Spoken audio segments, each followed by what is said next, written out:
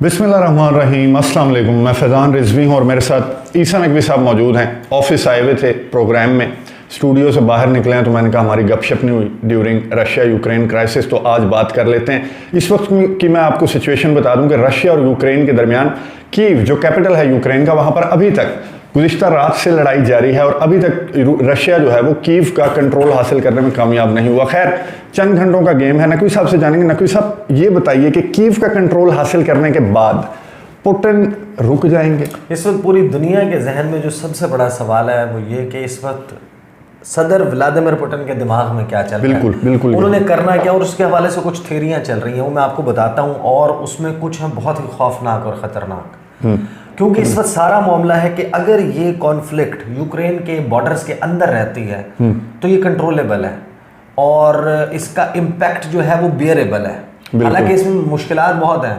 आपका खाम तेल देखें कहाँ पहुंचा हुआ है, गंदम ब्रेड बास्केट है ये दुनिया की, उसकी प्राइसेस देखें कहाँ जा रही हैं। यूरोप में गैस किस तरीके से महंगी हो रही है, सप्लाई चेन्स मुतासर होंगी, पूरी दुनिया अफेक्ट होगी। लेकिन अगर ये मामला यूक्रेन की सरहद से बाहर निकलता है तो फिर इसमें पूरी दुनिया के जो मेजर पावर प्लेयर्स हैं वो एंटर होंगे और ये प्रेडिक्ट किया जा रहा है बार बार दिफाई माहिरीन की तरफ से कि इसको रोक लो, नहीं तो ये वर्ल्ड वॉर 3 है। अच्छा, जो आपने वीडियो की, गुज़िश्ता वीडियो नकवी साहब ने भी की, मैंने भी की गुज़िश्ता वीडियो, आपको बताया कि फिनलैंड के हवाले से और स्वीडन के हवाले से जो रशिया की स्टेटमेंट सामने आई कि नेटो को अगर ज्वाइन किया तो फिर कॉन्सिक्वेंसेस आपको भुगतना पड़ेंगे। तो सरहदी ममालिक जो कि नेटो का मेंबर बनना चाहते हैं उनसे प्रॉब्लम है रशिया को, जो ऑलरेडी हैं, जैसे इस्टोनिया हो गया और लिथुआनिया है, लैटविया है, इनसे भी क्या रशिया को प्रॉब्लम है और क्या हम ये कह सकते हैं कि इन्हें भी पुश करेगा रूस? अच्छा, दूसरी जो थ्योरी थी ना उसका भी ताल्लुक हल्का सा जो बाइडन ये समझते हैं, और वो बेसिकली समझते क्या, वो इस वक्त दुनिया को यकीन दिलाने की कोशिश कर रहे हैं कि पुतिन जो है वो फॉर्मर सोवियत यूनियन इस्टेब्लिश करना चाहता है। बिल्कुल, वो कह भी चुके हैं अपनी प्रेस कॉन्फ्रेंस के दौरान, बिल्कुल वो बनाना चाहता है। अब पुतिन जो है वो आए हैं किस ऑब्जेक्टिव से, जो उनका डिक्लेयर्ड ऑब्जेक्टिव ये है कि नेटो का मेंबर नहीं बनने देना यूक्रेन को, ठीक है, व्लादिमीर ज़ेलेंस्की की हुकूमत हटानी है और डीमिलिटराइज करना है इसको यूक्रेन को। उसके साथ उनके सरहदी तनाज़ात मौजूद हैं। जो मामला है स्वीडन का, फिनलैंड की जो प्राइम मिनिस्टर हैं सेना मैरिन, उन्होंने पहले ये कहा था कि मेरे दौरे हुकूमत में तो नेटो वाला मामला नहीं होने लगा। लेकिन अब देखिए इन्होंने भी क्या हरकत की है कि स्वीडन में और फिनलैंड में ये डिबेट चली कि हमें नेटो का मेंबर बनना चाहिए। प्राइम मिनिस्टर जाती हैं पार्लियामेंट में, बयान देती हैं कि हम इट्स ऑन द कार्ड्स, हम भी अगर हमारी एक्यूट नेशनल सिक्योरिटी का मामला हो तो हम नेटो की मेंबरशिप लेंगे। नेटो अपनी समिट करता है, वर्चुअल समिट, और इसमें इनवाइट कर लेता है स्वीडन को और फिनलैंड को, मेंबर्स हैं, पार्टनर्स हैं, और यूरोपियन यूनियन को, लेकिन ये चले जाते हैं। उससे बेसिकली जो एक फिनलैंड का बॉर्डर है, 1300 किलोमीटर का बॉर्डर है फिनलैंड का रूस के साथ बिल्कुल। नॉर्वे का भी लैंड बॉर्डर मिलता है, स्वीडन जो है उसका। तो जो नॉर्दर्न यूरोप है उसको बाकायदा एक थ्रेट दिया है कि अगर either of the Nordic countries ये ज्वाइन करते हैं नेटो और नेटो एक्सपैंड होता है यहाँ तक, तो फिर बेसिकली मारिया ज़खारोवा ने, जो रूसी तर्जमान है वज़ारत ख़ारिजा की, उन्होंने ये कहा है कि देख लें जो यूक्रेन का असर हुआ वो आपका होगा। लेकिन यहाँ पर मामला जो है वो देखें बहुत गंभीर है, बहुत सीरियस मामला है। अगर ये जो पुतिन की बेसिकली जो डिमांड्स हैं या रशिया की सारे कज़िये में, सारे मामले में, वो ये कि 1997 से पहले का जो मेंबरशिप स्टेटस था ना नेटो का वो हो।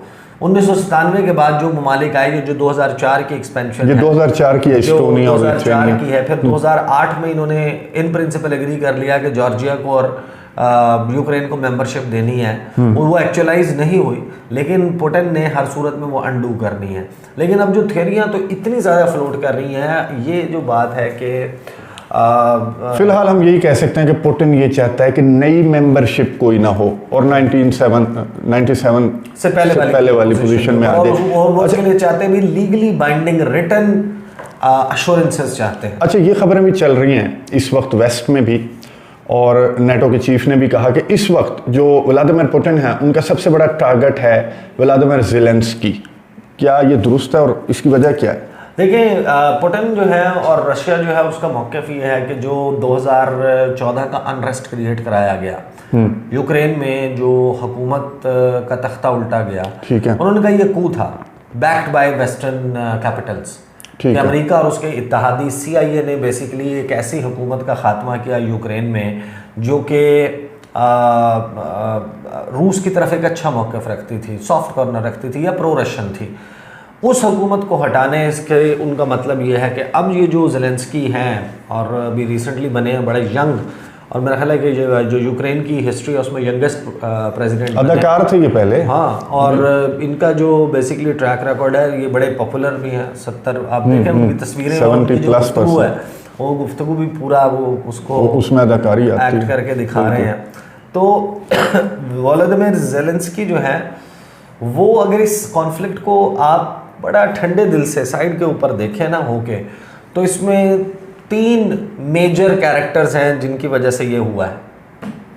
ठीक है। एक है व्लादिमीर पुतिन, क्योंकि वो हमला करने वाले हैं। दूसरा है बाइडन जो हल्लाशेरी देने, पैनिक क्रिएट करना। लेकिन असल मामला तो है कि ज़ेलेंस्की को नहीं पता था कि क्या होगा। ज़ेलेंस्की ने जिस वक्त ये कहा, और जब आखिरी वार्निंग्स वाली स्टेज आ गई थी, जब वोलोदिमीर ज़ेलेंस्की ने कहा कि हम नेटो हर सूरत में ज्वाइन करेंगे, बिल्कुल, तो फिर उन्होंने बेसिकली ये एक दावतनामा था जो लिख के भेजा अपनी तरफ से, या बोल के उन्होंने दिया कि आओ और हमला कर दो। बहुत सारी अब लोग ये समझते हैं कि बेसिकली अमेरिका ने जो हल्लाशेरी दी थी वो जानबूझ के दी थी कि जो रूस और यूरोप के दरमियान पिंगें बढ़ रही हैं, एनर्जी डिपेंडेंस बढ़ रही है, ताल्लुकात उनके दरमियान जो मुआशी हैं उनके बनने से इवेंचुअली ये ममालिक अमेरिका के जो स्फेयर ऑफ इन्फ्लुएंस है, उनका जो दायरा असर है उससे बाहर निकल जाएंगे, उसको रोका जाए किसी तरीके से। एक ट्रंप की वीडियो भी वायरल हुई भी है जिसमें वो नॉर्ड 2 स्ट्रीम जो है वो गैस पाइपलाइन उसके हवाले से बात कर रहे हैं कि we can not allow that. एक और मसला था जिसके ऊपर ट्रंप ने जो है वो बड़ा सख्त स्टैंड लिया था, और वो बेसिकली मामला जो है वो डेमोक्रेट्स और रिपब्लिकन्स की बेसिकली उसका है। पुतिन जो बेसिकली ट्रंप थे वो ये कहते थे कि जो अपना GDP है उसकी 2% की कमिटमेंट है तमाम ममालिक की, कि जो अपना GDP है उसके हिसाब से 2% जो है वो देंगे नेटो फोर्सेस के लिए, नेटो के अखराजात बर्दाश्त करने के लिए। जर्मनी देता नहीं था, ट्रंप ने तो ट्रूप्स पुल आउट कर लिए थे, अफवाज निकाल ली थी अपनी जो नेटो के लिए, जो वहाँ पर स्टेशनड अपनी अफवाज थी उनको ट्रंप ने निकलवा लिया था। बहरहाल हैविंग सेड दैट, ये जो ज़ेलेंस्की है ना, ये I think he is the prime target. आप ये भी देखें कि जो बातचीत के लिए होने वाली बातचीत कैंसिल हुई है, जिसको कंफर्म भी कर दिया डिमिट्री पेस्कोव ने जो कि तर्जुमान है क्रेमलिन के, उन्होंने कहा कि जो टॉक्स हो रही थी कि टॉक्स हों, वो टॉक्स ख़त्म हो गई। उसकी वजह यह है कि ज़ेलेंस्की जो है वो सरेंडर करने के लिए फ़िलहाल तो किसी मूड में नज़र नहीं आते। हालांकि कीव के जो गलियां हैं इस वक्त, स्ट्रीट्स है, वहाँ पर लड़ाई पहुँच चुकी है। और ज़ेलेंस्की ने वीडियो पैगाम जारी किया कि जी ये शायद मेरा आखिरी वीडियो मैसेज हो सकता है। तो खैर अब जो पुतिन का जो पैगाम गया है फौज को यूक्रेन की कि हथियार डालें, घर जाएं, कोई लड़ाई नहीं है।